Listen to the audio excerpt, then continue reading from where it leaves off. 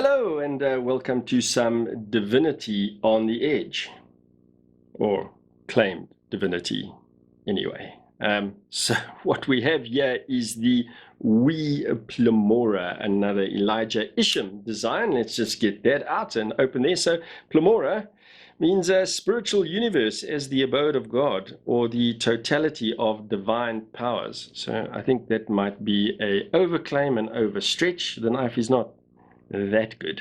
Anyway, as I say, another Elijah Isham design, and you can clearly see that in the lines. So as per usual, I'm going to go through materials and dimensions and then speak a little bit about the design and attributes of this very interesting knife. So what we have here is a blade steel of Bowler M390, really good blade steel. The liner is stainless steel, and it's more the lock than the liner, and I'll speak about that a little bit later on. And then clip screws, handle, pivot cap, all titanium, and then we have a little bit of carbon fiber in the handle there as well, and then we have a ceramic ball bearing. Right, let's go through dimensions and get that out the way. Blade length is 74.9 millimeters or 2.95 inches. Blade thickness is 3.2 millimeters or 0.13 inches. While the knife is in this angle, handle thickness is 13.9 millimeters or 0.55 inches. Handle length is 101.4 millimeters at 3.99 inches. And then overall length of this knife is 176 millimeters or 2.95 inches. Right, weight. Let's check the weight of this knife. So it's quite a light knife, feels light. I think this very safely falls into that gentleman's folder realm. Let's have a look, see. So we're on ounces, and that is 2.6 ounces. Yeah, it looks light, says he who doesn't really understand ounces. And that is 74 grams. So yeah, nice light knife, nice light and small knife for EDC carry. Right, let's get that open, and no, let's get that open. There we go, it's better. And speak a little bit about the design of the knife. So what we have, the blade here is a modified Warncliffe. You can see it's curved rather than having the typical corner there. Quite a flat edge to that knife, so you can see the Warny shape there. Flat grind, deep flat grind, no ricasso to really speak of. It's taken up, it sort of sits behind the handle and taken up by that big cutout over there. Interesting the way the thumb tab is done. So the thumb tab seems to sort of float in negative space, but you can see the way that is actually attached there. So really interesting the way that is done. Very, very nicely done. Nice design. Right, the handle of the knife, you know, in typical Elijah Isham design, that sort of flowy, organic type of handle. Finish on it, by the way, is really beautiful to Wee's usual standards. So let's just speak a little bit about that liner, the stainless steel liner. As I mentioned, it's actually the lock. So if you look there, and I'm going to bring my torch in here, you can see that there's a separate piece that actually forms that lock. And that is attached, you can see it attached there, excuse me, attached there to the carbon fiber. And you can see the three torque screws there. And then when you flip it that way, you can see how that's attached. So that lock attaches directly to the carbon fiber. This knife, by the way, is described. I'm going to try not die before I get this done. So this knife is described again, just like the other knife I reviewed, the Wee Eterna. It is described as a vertebral integral handle. And you can see what they're talking about. So, you know, the spine of the knife, the vertebra of the knife, you can see that that's a single piece of titanium. It's not joined over there at all. And then if you look on the inside, just like on the Eterna, you'll see that the titanium in the handle is all one piece. So it is joined in there. So everything that is titanium is is one piece, and then the carbon fiber then placed into that to complete the handle.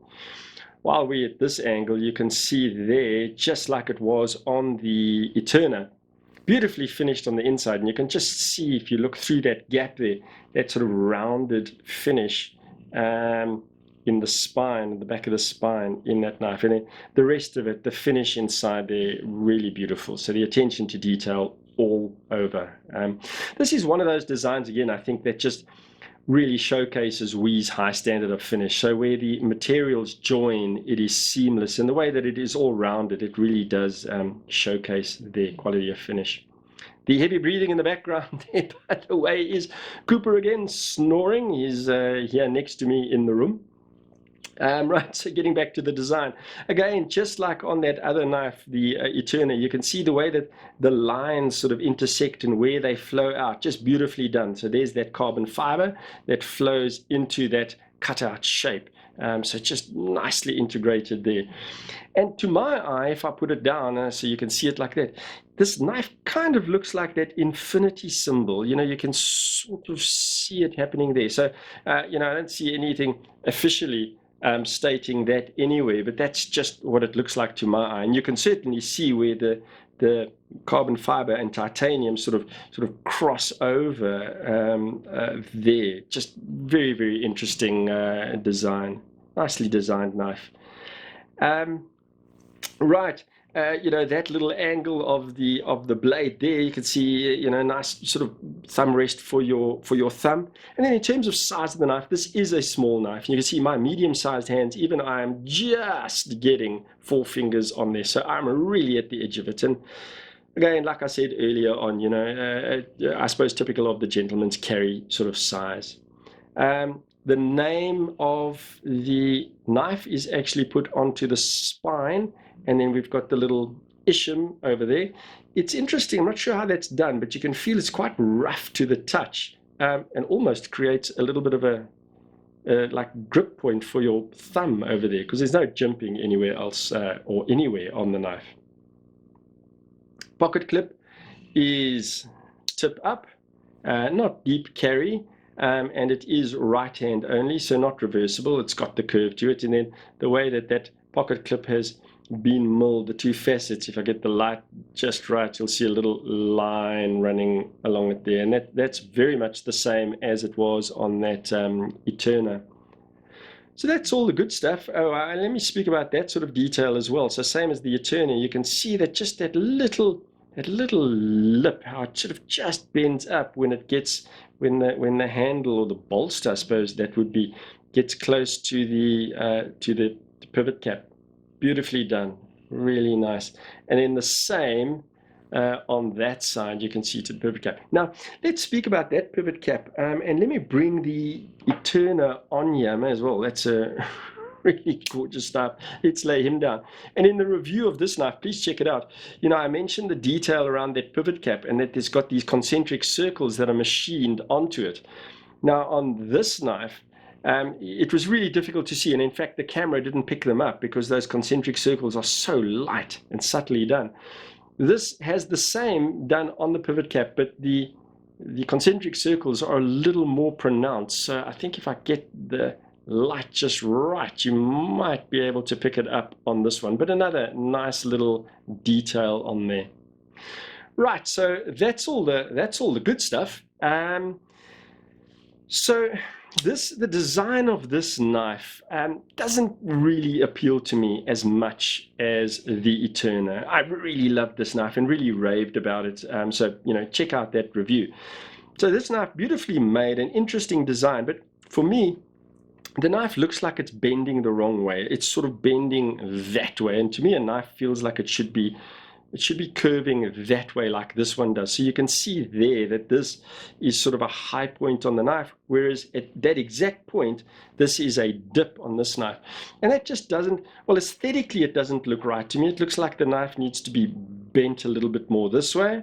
Cooper's getting a little restless in the background there. He's probably going to be wanting to go out soon.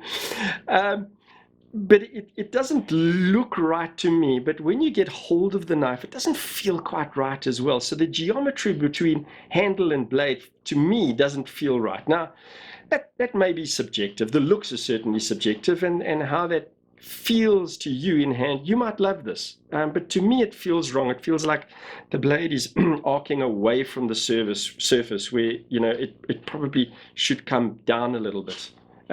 Guys, sorry again for the noises in the background there, but that is Cooper. He's part of the family, and he is permitted to join the conversation. Cooper, the bull terrier, if I didn't mention that.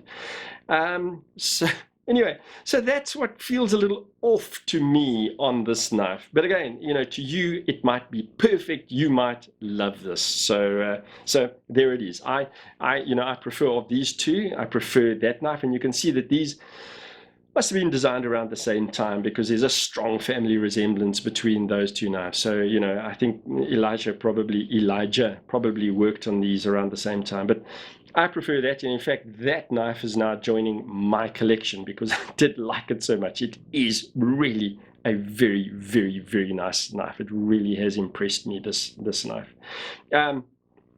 And both of them really good. And this has changed my opinion of Elijah Isham's designs. I wasn't particularly very fond of his designs until this knife. And, this knife's similar, except, like I say, I'm going on about it. But I don't really like that sort of curve.